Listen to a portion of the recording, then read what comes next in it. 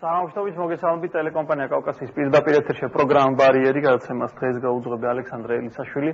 Როგორი კულტურის პოლიტიკა გააჩნია ახალ ხელისუფლებას და რამდენად პოლიტიზირებულია ახალი ხელისუფლების ახალი კულტურის პოლიტიკა, ამაზე ვისაუბრებთ დღევანდელ გადაცემაში. ისესხა თუ არა და დაესესხა თუ არა ახალი ხელისუფლება ძველ ნაციონალური მოძრაობის ხელისუფლებას და პოლიტიკური გემოვნების მიხედვით იღებს თუ არა გადაწყვეტილებებს კულტურის სფეროში, ამასთან დაკავშირებით ბევრი მითქმა-მოთქმა იყო და ხმაური ნებათაღელვა რამდენიმე დღის წინ თეატრების მმართველებთან დაკავშირებით, სიმფონიურ ორკესტრში გადაწყვეტილებები და შემდეგ რამდენად თავისუფალია ახალი ხელისუფლების პირობებში კულტურა პოლიტიკისგან და პოლიტიკური გავლენებისგან. ამაზე ვისაუბრებ ჩვენს დღევანდელ ხალხმრავალ გადაცემაში, რომლის ყველა სტუმარს მივესალმები და მათ თანდათან დრო გადაცემის მცდელობისას წარმოგიდგენთ. დიდი მადლობა ყველას მობრძანებისთვის.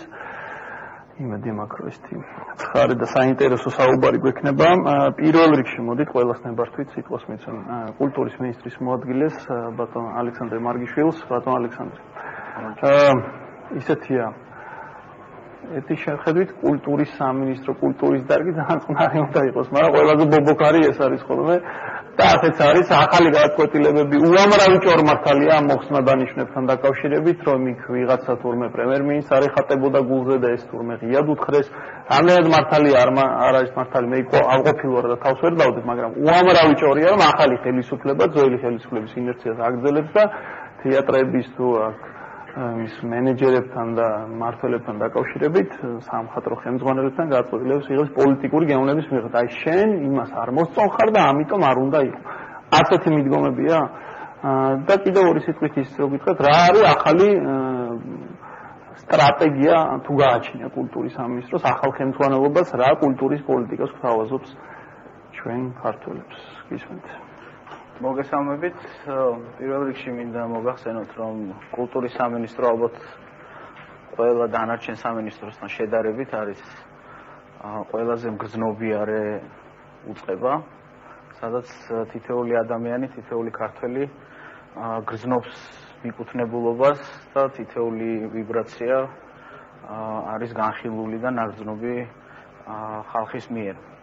რაც შეეხება კონკრეტულად იმ საკითხს, რომელზეც თქვენ საუბრობთ, რამდენად პოლიტიზირებულია ეს გადაწყვეტილებები, მინდა გითხრათ, რომ ბოლო 3 თვის განმავლობაში ახალი ხელმძღვანელობა კულტურის სამინისტროსი ძირითადად ცდილობს ერთ მთავარ რამეს, რომ გააძლიეროს სისტემა. სისტემაში იგულისხმება თვითონ უწყება კულტურის სამინისტრო და მასში შემავალი დაახლოებით 90 ორგანიზაცია. მათ შორის არის თეატრები, სასწავლებლები, ასევე საგანმანათლებლო დაწესებულებები, სამხატვრო აკადემია, კონსერვატორია, თეატრისა და კინოს უნივერსიტეტი.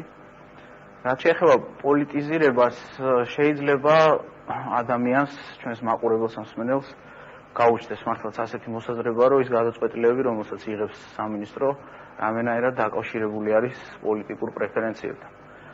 თუმცა მინდა გითხრათ, რომ სინამდვილეში ჩვენ არანაირად არ უყურებთ ესა თუ ის ადამიანი, სისტემაში შემავალი ორგანიზაციის ხელმძღვანელი, ვის მიტინგზე იდგა, ვის უჭერდა მხარს, საერთოდ უჭერდა თუ არა ვინმეს მხარს, საერთოდ ჩვენთვის ეს საინტერესო არ არის. თავარი არის გამოვსახოთ რა გააძლიერებს, როგორი საკადრო გადაწყვეტილებები გააძლიერებს სისტემას და რა შეესაბამება სწორედ ახალ სტრატეგიას, რომელზეც ახალი სტრატეგია რა ორი სიტყვით რო გითხრათ, ვინაიდან აი ეს დანიშვნები, რამდენად ჯდებოდა ან გათავისუფლებები ამ ახალ სტრატეგიაში და თუ შეგიძლია დანამდვილებით და მოჭრილად გითხრათ, რომ იქ არ ყოფილა, აი მთელი ქალაქი ამაზე საუბრობს, რომ აი ბიძინა ივანიშვილს შენ არ მოსწონხარ და ამ ნიშნით გაუთავისუფლებიათ რამდენიმე ადამიანი.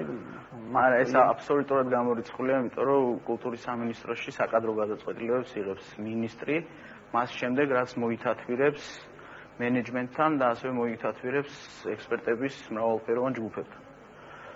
ასე რომ კულტურის სფეროში თეატრის თუ გნებავთ საგანმანათლებლო დაწესებულების ხელმძღვანელის გათავისუფლება და დანიშვნა არანაირად არ გადის არც მთავრობაზე და არც მით უმეტეს პრემიერ-მინისტრს. კიდევ ერთი თუ შეიძლება სტრატეგიასთან დაკავშირებით გეტყვით, ძალიან მოკლედ ძირითად განსხვავებას რა იქნება ახალი ხელმძღვანელობის მიდგომა და რითი განსხვავდება ის. ძირითადი აქცენტი იქნება გრძელვადიანი ღირებულების შექმნაზე. ანუ თუ ადრე და ჩვენ ვიყავით ყველანი ამის მომსწრეები, ხშირად აქცენტები ისმებოდა ერთჯერად ღონისძიებებზე, ეგრეთ წოდებული პური და სანახაობა. ეხლა ჩვენ დავიყვანთ ამას მინიმუმამდე და ვიზრუნებთ იმაზე, რომ სისტემამ შექმნას გრძელვადიანი ღირებულება, რაც შეიძლება გამოიხატოს ორ რამეში.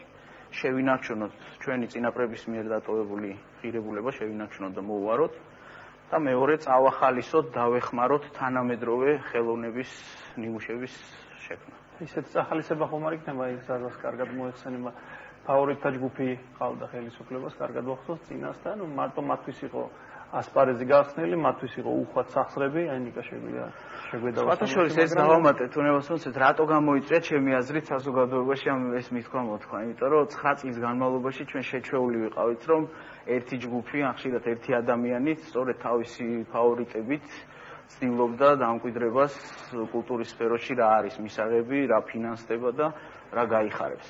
ამიტომ არ არის გასაკვირი, რომ ჩვენ საზოგადოებას ეჭვი უჩნდება, რომ იგივე ხო არ გრძელდება, მხოლოდ ფორმა ხო არ შეიცვალა ამან და შინაარსი იგივე ხო არ არის. თუმცა მინდა დაგარწმუნოთ, რომ ასე არ არის. კარგით, ბატონ ალთო ვარსიმაშვილს ნიკას თქო რომ მიკროფონი მიაწოდოს და შემდეგ ნიკასაც რა თქმა უნდა გითხრათ, ბატონ ალთო, თქვენ რას ფიქრობთ?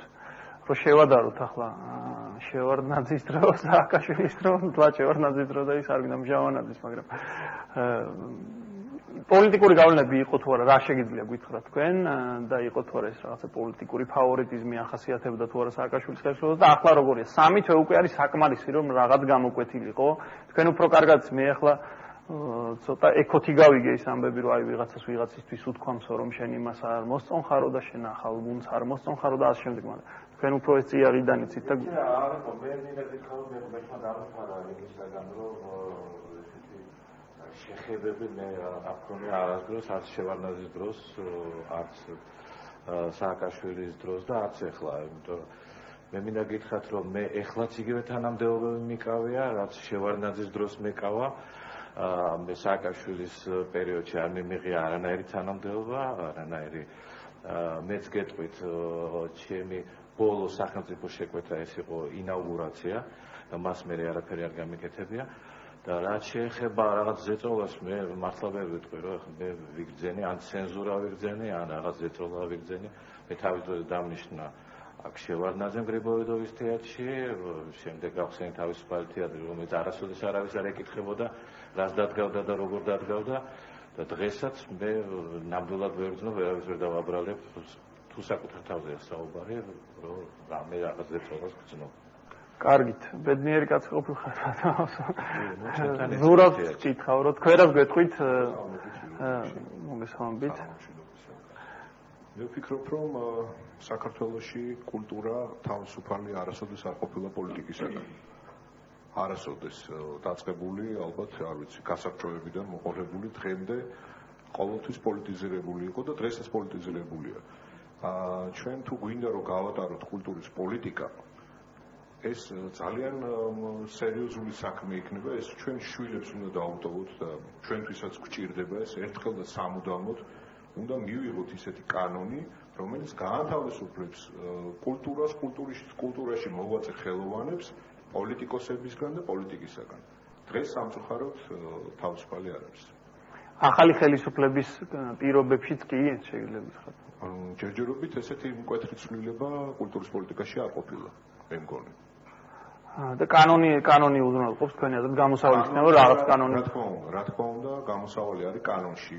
ეხლა აქ შეიძლება ალბათ თქვენ ახსენებთ კანონს თეატრის შესახებ, სადაც მზადდება ცვლილებები. აი იქაც მე მგონი პირველ რიგში გათვალისწინებული ეს უნდა იყოს ძირითადი და ამოსავალი და არა ის თუ რა ერქმევა თეატრში პირველ პირს, სამხატვრო ხელმძღვანელი, თუ მართველი, თუ გენერალური მენეჯერი. მე მგონი აი ამაზე უნდა გავაკეთოთ ჩვენ კონცენტრირება. კარგი, ნიკა ქავთარაძეს ვკითხავ.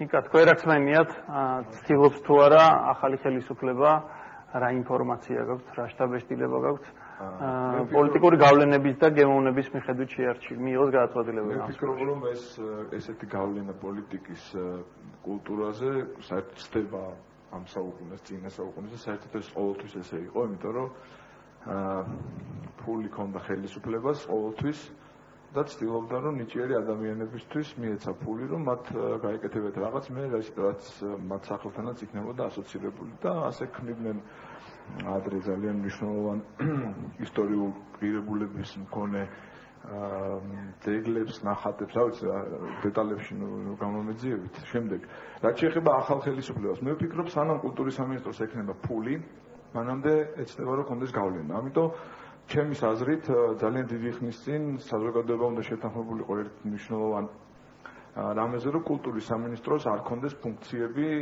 ამ მიმართულებით, რომ ის არ განსაზღვრავდეს საერთოდ კულტურის პოლიტიკას. კულტურა უნდა იყოს სრულიად დამოუკიდებელი.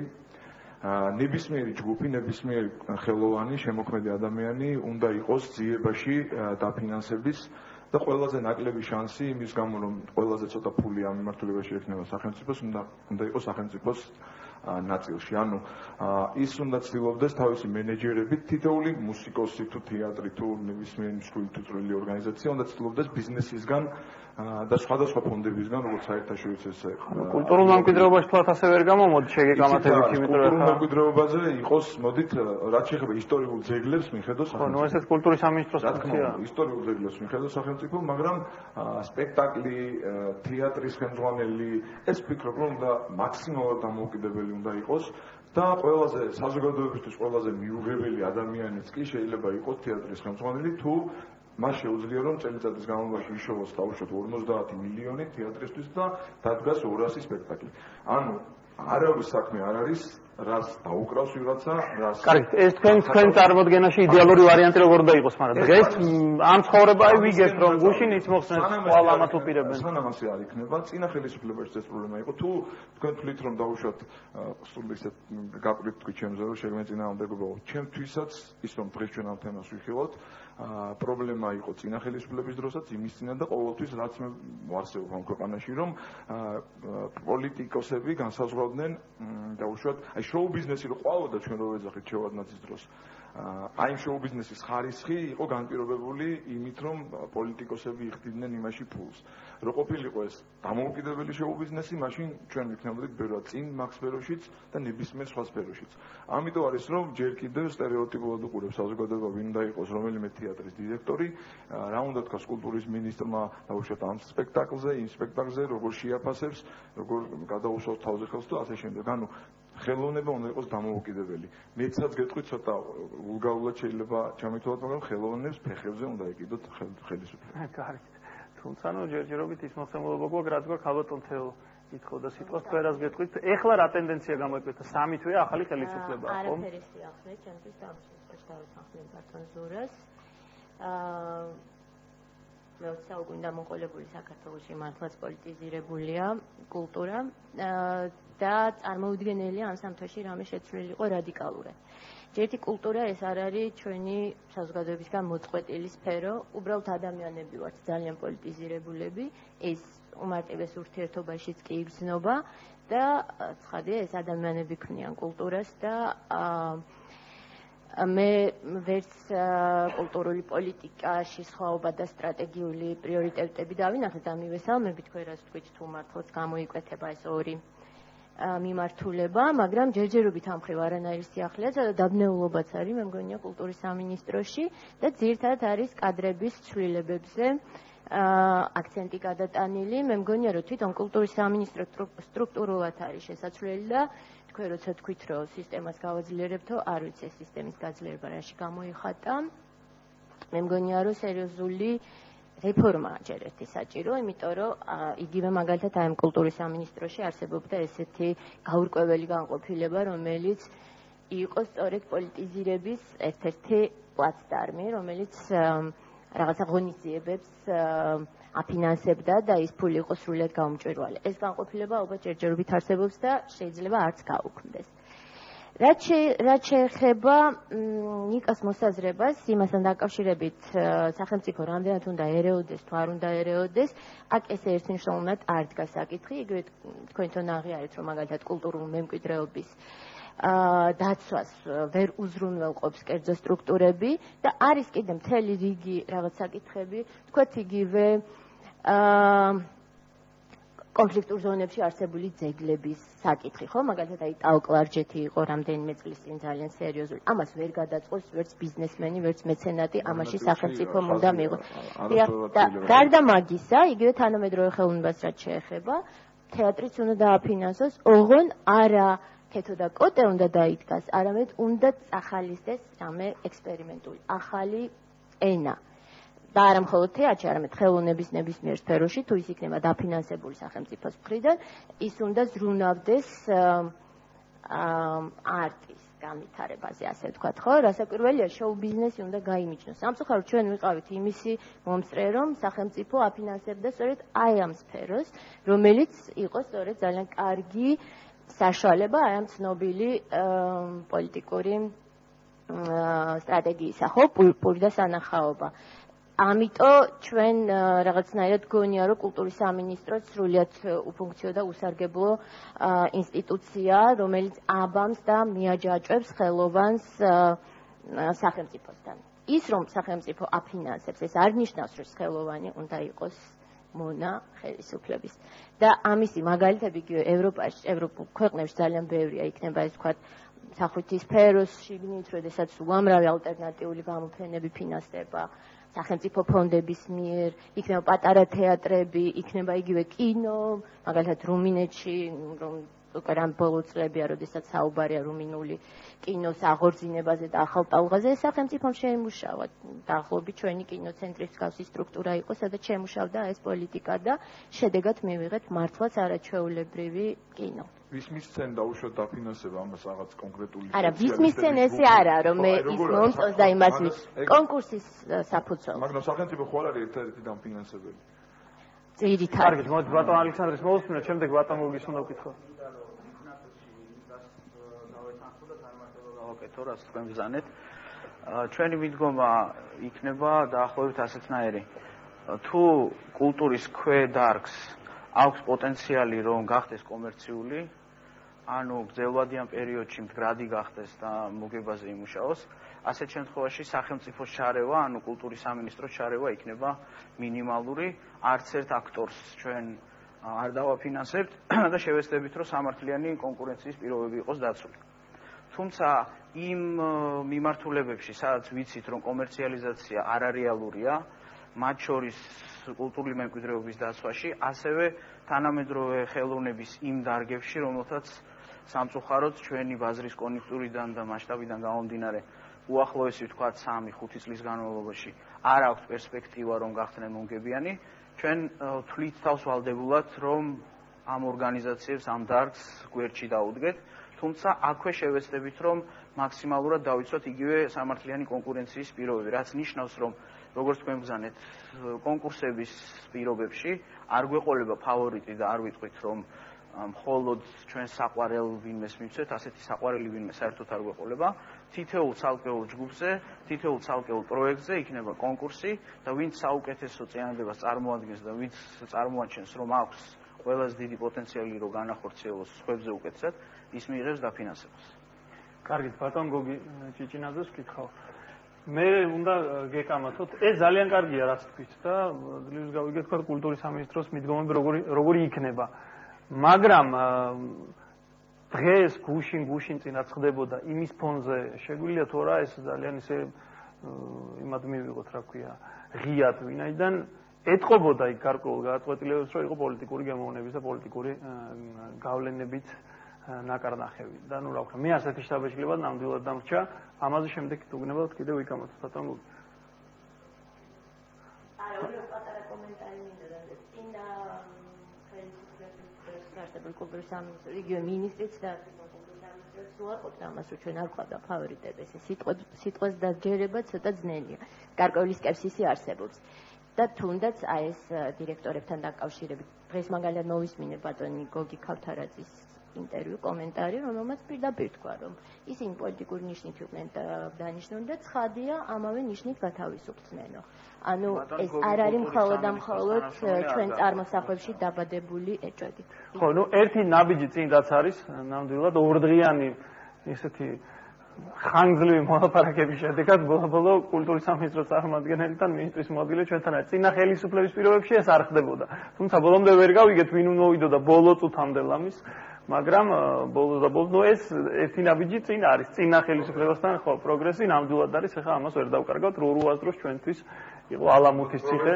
პროგრესად ჩავთვალოთ ისიც, რომ ჯერჯერობით მარტო მოხსნა არის პოლიტიკური, ასე თქვა ტექსტი. დანიშნა თუ არ იქნება პოლიტიკური კონტექსტით, ესეც ის. დღეს ძალიან კარგი საკადრო გაწყვეტილება მიიღო კულტურის სამინისტრომ, რა ვქნა, მეტნაკლებად ახლო-მახლო ტრიალებ ვაჩეიშვილის ადგილას დანიშნეს ბრწყინვალე სპეციალისტის თავის საქმის, არ ვიცი, იკომო საქართველოს ხელმძღვანელი მერა ბოჭოიძე, ძალიან აღტაცებული ვიყავი დღეს ეს რომ შევიტყვე მას შემდეგ. ხო და ერთი დიდი პლუსი მე რო კაცმა მკითხოს კულტურის სამინისტროს, ბატონო, გითქვი რას ფიქრობთ? წინა და ახალი რომ შევადაროთ, უკვე შეგვიძლია საუბარი 100 დღე ცოტა მორცხვათ ვიყავით. თელიერი და რაღაცა ისე ვერ ვამბობთ, მაგრამ რაღაც გამოიკვეთა და ეს სოფლიოშიც არის ასეთი ტრადიცია, რომ 100 დღის მერე ომახიანად აკრიტიკებენ თუ გასაკრიტიკებელია, ან ისე რიხიანად აქებენ ხოლმე. ჩვენ ზირთად ვაქებდით ხოლმე, მაგრამ თუ შეგიძლიათ თქვათ, რომ მიდგომები არ შეცვლილა, ან ძალიან შეიცვალა რადიკალურად და რომ ამ საკადრო გადაწყვეტილებებს არ ჰქონდა პოლიტიკის სუნი და პოლიტიკური გავლენებთან მას არანაირი კავშირი არ ჰქონდა. იცით რა, მართალი გითხრათ, ჯერჯერობით ისეთ განსაკუთრებულს მე ვერაფერს ვერ ხედავ. ის ხალხი, რომელიც იყო პოლიტიკური ნიშნით გაგდებული თავის სამსახურებიდან, ისინი რა თქმა უნდა რეალურად არსებობდნენ. ისინი არიან, ზოგი არის აღდგენილი, ზოგი არ არის. მე ამას ცოტა მარტივად უყურებ, იმიტომ რომ როცა პოლიტიკური ნიშნით სამსახურიდან თქვათ აგდებ ადამიანს, სამსახურიდან არა, მოდი თქვათ თეატრი, რა ვიცი მე, სამანპოპო სკოლა რა. შემდეგ თუ კი შესაძლებელი არის ეს და თუ კი ჯანსაღდება მდგომარეობა, ეს უნდა მოხდეს იმ ადამიანის თქვათ აღდგენა, თქვათ იმ პოზიციაზე, მაგრამ შემდგომ უკვე გამოჩნდება თქვათ ეს ადამიანი თქვათ ან რას მუშაობს, როგორ მუშაობს ან ასე შემდეგ. ზოგ სიტუაციაში ეს მოხდა, ზოგ სიტუაციაში არ მოხდა, მაგრამ მე მაინც ვფიქრობ, რომ ჯერ ძალიან ცოტა დრო არის გასული. მით უმეტეს მე რაღაც 3 დღის წინ ჩამოვედი და გასტროლებიდან და ჯერჯერობით აი სიტუაცია არის. რაც უნდა იყოს და რაც სასურველი არის. ეს ყველამ ძალიან კარგად ყველას ვეთანხმები, რომ არ უნდა იყოს პოლიტიზირებული, ყოველთვის იყო, რა თქმა უნდა, ამ ბოლო 9 წლის პერიოდში, მე ჩემ ტყავზე განვიცადეს რაღაცის პოლიტიზირებულის და მოხსნების და გადაყენების და რაღაც გაჩერებების და საშუალებების არ მიცემის ის რაღაც ეს კი, მაგრამ ეს დიდი ტრაგედია მართალი გითხრათ არ არის. არც ჩემთვის და არც ნორმალური ადამიანისთვის არ უნდა იყოს, მაგრამ ეხლა ნამდვილად არ უნდა განმეორდეს იგივე. არ უნდა იყოს. იცით რა, სახელმწიფო აკადემიური ხელოვნება ყოველთვის უნდა იყოს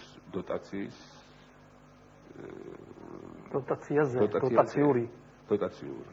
აუცილებლად აკადემიური ხელოვნება თავის თავს ვერ ირჩენს ვერსად ვერასდროს. ეს არის აქსიომა. უბრალოდ უნდა ხდებოდეს ისე, რომ ბიზნესი უნდა იყოს სახელმწიფოს მიერ ისე მოწყობილი და იმდენად თავისუფალი და უნდა კონდეს ბიზნესს იმის საშუალება და უნდა კონდეს სურვილი და ხელსაყრელი უნდა იყოს ბიზნესისთვის გადაიცით რომ არა ვარ ხელსაყრელი უნდა იყოს ბიზნესისთვის დაფინანსება აკადემიური ხელოვნების. თუ კი ეს ასე არ იქნება, ხელოვნება ყოველთვის პოლიტიზირებული იქნება. კარგით, ამაზე ვისაუბროთ, განვაგრძოთ საუბარი რეკლამის შემდეგ. გროვდება თუ არა შოუ ბიზნესის ურაბანჯავიძესაც მოგკითხოს აზახუთიშვილსაც, გროვდებიან თუ არა ახალი შოუ ბიზნესის სხვა წარმომადგენლები, რომლებიც მანამდე დევნილნი იყვნენ წინა ხელისუფლების მიერ, ახალი ხელისუფლების ირგვლივ და შესწკერიან თუ არა ისინი ახლა ახალ ხელისუფლებას, რომ კარგი სიმღერები გვაქვს სამღერიო და ცოტა დაგვაფინანსებო ეს ამ პროცესს ხედავთ თუ არა თქვენ ამაზეც და არ მხოლოდ ამაზე ვისაუბრებთ გადაცემაში რეკლამის შემდეგ და უბრალოდ დაგვიწყებთ